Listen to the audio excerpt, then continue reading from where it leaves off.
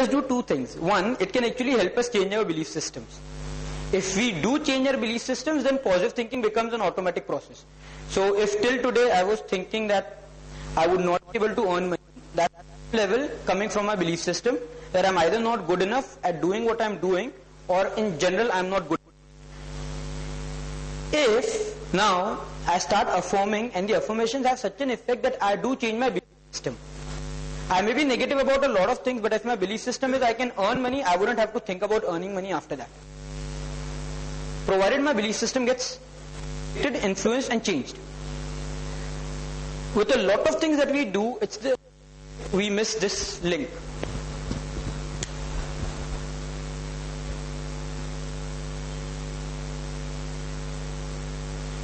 Thoughts are supposed to basically create your belief systems. Once you have a belief system which is strong enough, then you don't have to think. If you think or if you believe you are rich, do you ever have to affirm that I am rich, I am rich, I am rich? So at some level, the very fact that you are affirming, aren't you telling yourself that maybe I am not rich? Yes or no? Yes? Yes or no? No? Okay. My question is, the very fact that a lot of us keep on affirming for months and months together because we want to achieve something that we have not achieved, and we keep on repeating the affirmations for months and months together, isn't it at some level telling us that we still don't have it, and so we are repeating it? And the mind is smart. We don't give it the due credit, but the mind is smart, which means the mind can understand this over a period of time, that you are trying to make a mama out of it. Which means, ideally, and that's one of the reasons why so many people would say, or would affirm, go by the fact that we were affirming for a long time, we never got the result. The day we stopped affirming, within few days the results came. Happens? Why does this happen? Simply because the moment you are repeating the affirmation again and again, at some level the mind is realizing that you don't really believe you have it. You are still trying to fake. The day you stop affirming, now at some level the mind thinks and realizes, well, if this guy is not affirming, that means he should have already achieved it. The moment the mind believes that you have already achieved it, it would give it to you. The question is not the thought, the question is the belief. That's one of the reasons, again, people in their childhood, students in their childhood, who have been given a very strong belief system that they are successful and they can always be successful, they don't really have to do all these things. These are the tools to reach that level. Once you reach over there, you don't really have to depend on them. Also, the reason why I'm talking about this, or about the wording of suggestions, is I'm personally a person who really believes in the fact that thoughts create a lot of things in your life. But I've also had so many people telling me, Nitin, it does not work. It simply does not work because we are missing certain key points. Which are the key points? As he has already clearly said, a lot of us, in the name of positive thinking, think we should not accept the reality.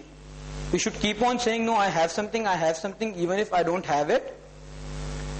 And then we are trying to achieve it. Don't we do this?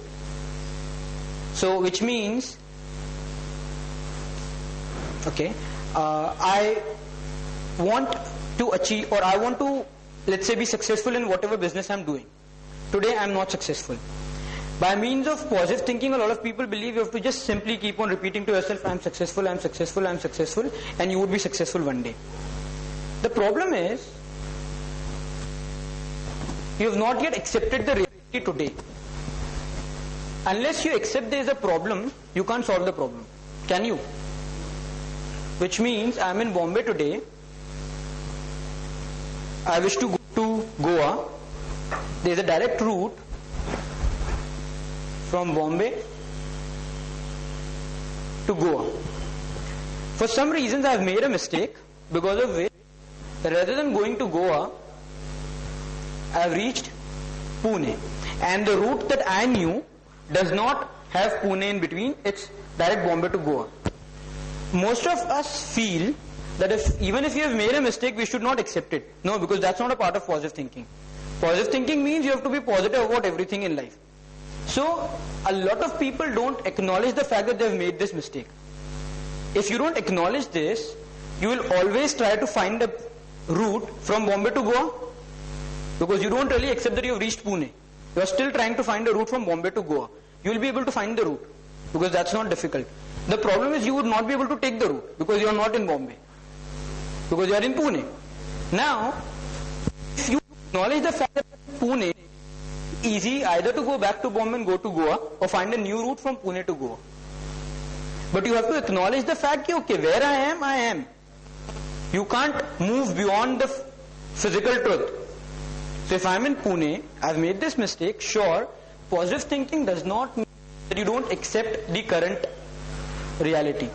Positive thinking means you keep on accepting whatever your current reality is, and from there on be aware of the fact that you can still achieve whatever you wish to achieve. That's positive thinking. That's positive thinking in my understanding. What all do you have to do to develop a positive attitude? Affirmations is a good trick if you do it for 21-22 days and leave it. Don't hang on to affirmations like those are the last resorts, because that can work the other way around as well. What about then meditations? How many of us do meditations? So meditation is again a good technique. Visualization is good, self-hypnosis is good, breathing work, yoga, a lot of physical exercise can also help you. Why? Okay, let's understand this. Why do we have negative thoughts? Why do we have negative thoughts? Fear. What else?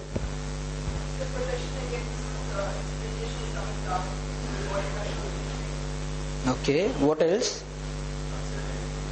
Uncertainty. Okay. We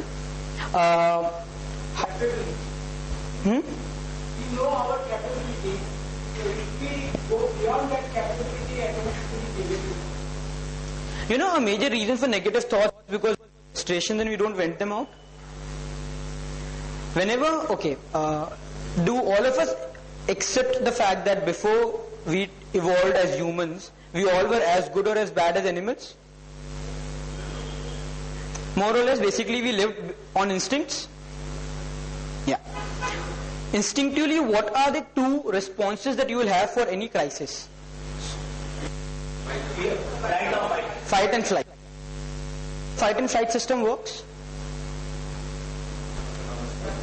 Nervous system and autonomic nervous system. Basically, we have two systems. We have a system called autonomic nervous system in our body. It has two parts to it: the sympathetic nervous system and the parasympathetic nervous system. Whenever there is a crisis, the subconscious system kicks in, and you get extra energy to either fight or flight. Which means if you have a dog behind you, and if you are afraid of dog, the subconscious would actually compute how much extra energy is required by your body so that you can run as fast as you can. Which means even if you have been a topper in any race, you will outperform yourself. Correct? That's because there is a huge crisis. Now sympathetic kicks in, it gives you all the extra energy that is required, and now once you have averted the crisis and you look back, you realize there is no dog behind. What happens? The parasympathetic kicks in and happens. What is this?